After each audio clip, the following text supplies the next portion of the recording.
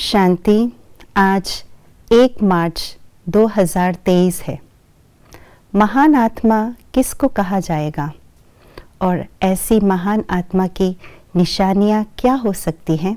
आइए इस बात को हम आज के स्लोगन के द्वारा जानते हैं।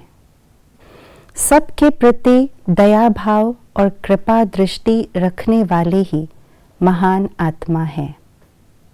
सामान्य तौर पर हम सब के अंदर दया की भावना तब जागृत हो जाती है जब हम किसी गरीब, दुखी, लाचार, अनाथ आत्माओं को देखते हैं, उनके बारे में सुनते हैं या सोचते हैं।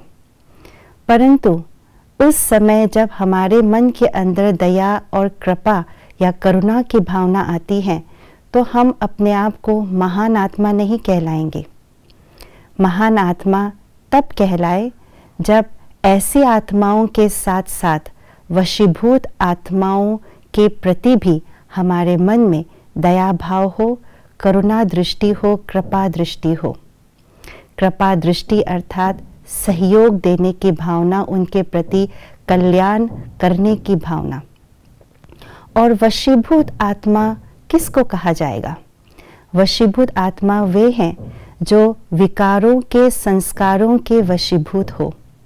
विकार यानी क्रोध के वशीभूत, इच्छाओं के वशीभूत, इनसिक्योरिटी पना के वशीभूत, आलस और अलबेलेपन के वशीभूत। तो ऐसी आत्माएं जो होती हैं वे वशीभूत आत्मा होने के कारण से अपने होश में नहीं होते हैं। कई बार तो ऐसे होते हैं होश में न हो करके इतना जोश में आ जाते हैं कि अपोजिशन करने लग पड़ते हैं, इतने कड़े संस्कारों के वशीभूत हो जाते हैं। तो उस समय पर या ऐसी परिस्थितियों में हम उनके प्रति जजमेंटल ना हो करके, अर्थात ऐसा हम ये सोचे कि इसको ऐसा नहीं करना चाहिए था, ये ठीक नहीं, ये गलत है, इसको कहते हैं जजमेंटल होना। और ना ही हम रिएक्ट करें और उसके विपरीत हम शांत रहे और उनके प्रति दया भाव रखें और कृपा दृष्टि रखें। क्योंकि कृपा भावना और दया भावना ये बहुत श्रेष्ठ भावना है। जब हम उस परिस्थिति में भी दया भाव रख पाए, उसी को ही कहा जाता है महान आत्मा। कैसे भी आत्मा के प्रति दया भाव हमारे मन में सदा रहे, क्योंकि दया भाव के अंदर जो विशेष और श्रेष्ठ भावना है वो है क्षमा भाव, क्षमा दान करने की क्षमता। और इसीलिए कहा जाता है टू फॉरगिव इज डिवाइन।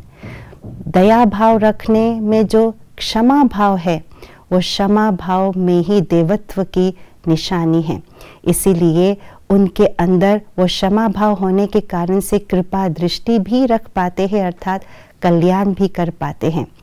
तो ऐसी दया भाव रखने के लिए या कृपा दृष्टि रखने के लिए पहले अपने अंदर के सूक्ष्म विकारों को हमें जीतना होगा, उसे ख़त्म करना होगा।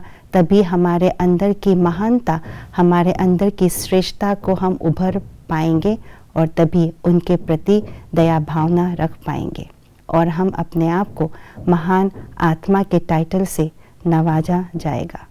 ओम शांति।